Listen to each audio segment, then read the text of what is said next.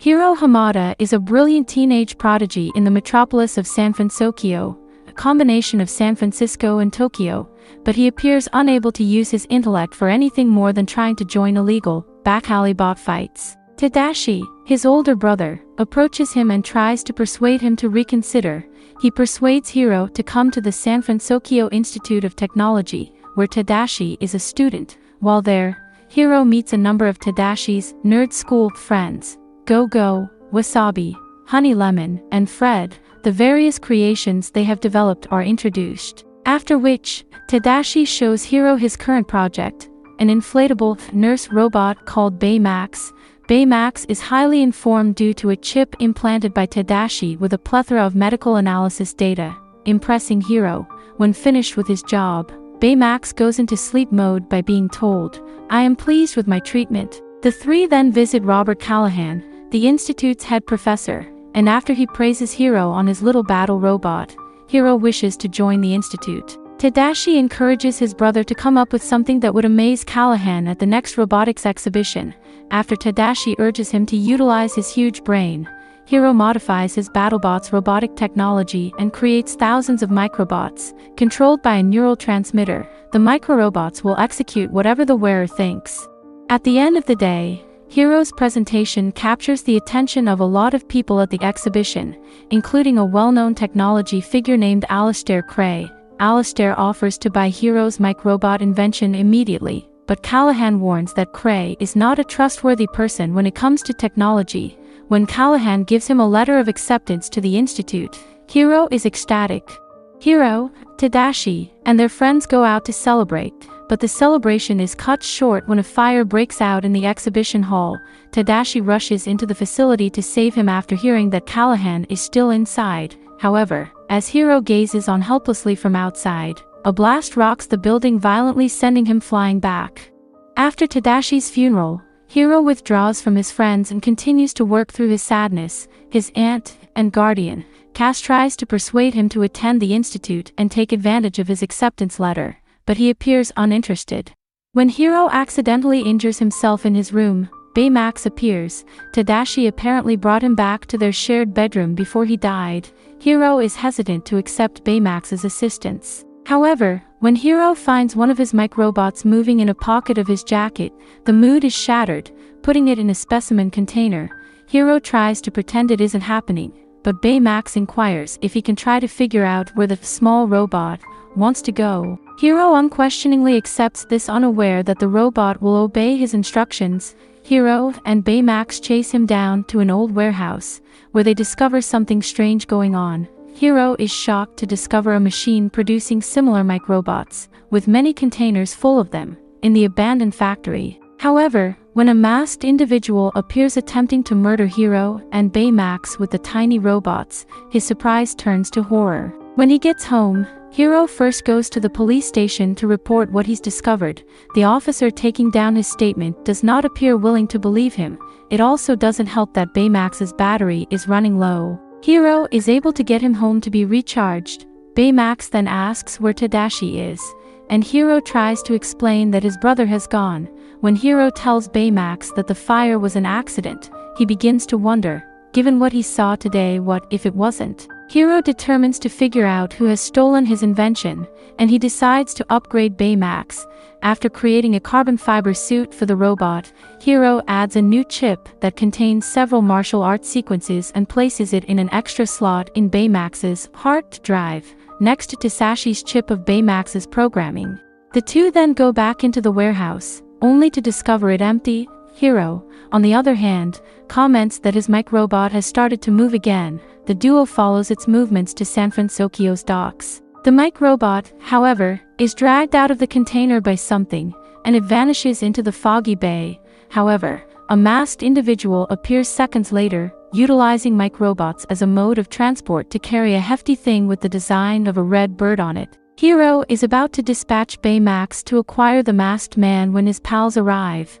Baymax's offer for them to assist cheer up Hiro was accepted, but just then, the masked man assaulted them. The 5 members of the team pile into Wasabi's vehicle. The car flies into the bay after the chase, but Baymax saves them by shedding his suit and assisting them in floating to the surface. After they reach land, Fred takes the team to his parents' house, a huge mansion with numerous rooms. Hiro shows his friends the red bird sign he saw on the equipment to prove that he was telling the truth, but none of them had seen it before. The group quickly reaches a verdict. The man may have been involved in Tadashi's death, and Fred is certain that Alistair Cray is behind it. According to Fred, it was Cray who desired Hiro's microbot technology and most likely has obtained it at the expense of Tadashi's life. When Baymax informs him that he scanned the masked man during the fight, and has information on his health and vitals, Hiro is shocked.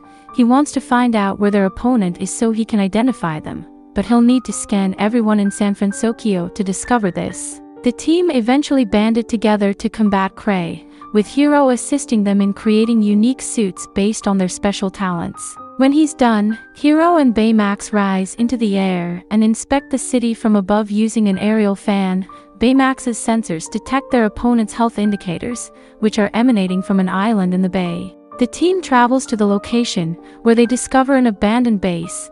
An isolated chamber is littered with twisted metal debris from some device, bearing the red bird emblem. The group next enters a control room, where video footage shows that the space was utilized for research on the Operation Silent Sparrow teleportation project. Suddenly, their masked adversary appears, and the group attempts to battle him. However, they are completely perplexed as to how to proceed. Hiro is able to expose his opponent's identity, but instead of finding Cray, he finds Professor Callahan. Callahan claims that he was able to utilize Hiro's microbot technology to protect himself from the explosion in the fire. This infuriates Hiro, who orders Baymax to destroy Callahan. Baymax states that his programming prohibits this, prompting Hiro to pull out Tadashi's chip. When the chip is removed, Baymax rushes at Callahan. However, Hiro's pals try to stop Baymax, with the robot fighting back before Honey manages to restore Tadashi's chip to his programming.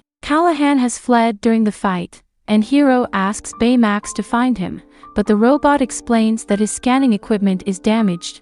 Hiro resorts to blasting away with Baymax back to the garage in pursuit of revenge. He tries to reprogram Baymax's chip, but he refuses to open the port where his information is stored. In desperation, Hiro finally breaks down over the death of his brother, with Baymax pointing out that Tadashi is with him. As Hiro watches, Baymax shows video of Tadashi's many efforts to get him exercising, culminating in the 84th test being a success and Tadashi claiming that Baymax will help a lot of people. Hiro's pals return to the garage where he is later, and say that they've discovered additional footage of the military test.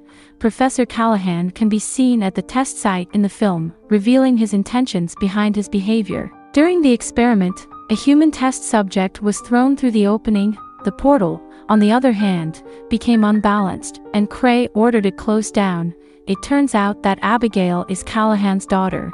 The next day, when Cray is describing the opening of a new facility in San Francisco Center, Callahan appears, using the microbots to reassemble the last functioning portal over his building. As the portal emerges and begins tearing down the structure, sucking its components into the other realm, Callahan claims he'll ruin Cray's life just as he ruined his. The hero's voices are then heard, pleading with Callahan to cease his work, but the former professor pays no attention. The group tries to stop him, but he utilizes the microbots to defend himself. During the conflict, Hiro discovers that the stray microbots are being drawn up into the portal, and he and his team work to destroy their structures until Callahan is reduced to a tiny number. Baymax manages to remove the control mask from him, but he detects a faint life signal emanating from within the portal. Even though it's fluctuating, Hiro and Baymax go into it. They locate the test pod with Abigail inside in the otherworldly environment. Baymax and Hiro then attempt to carry her out of the dimension, but a piece of debris from Cray's building knocks into Baymax, tearing away much of his suit and rendering his rocket boosters ineffective. Baymax states that he can rescue Hiro and Abigail by utilizing his rocket punch.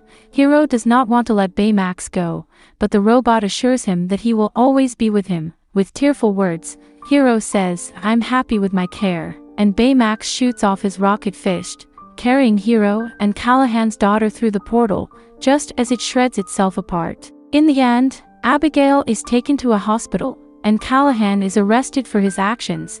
During this time period, local media outlets were covering a group of superheroes that saved the city. However, Hiro and his friends rejoice by spending some quality time at his aunt's house. Following that, Hiro begins his studies at the San Francisco Institute of Technology, taking up residence in the same lab as Tadashi.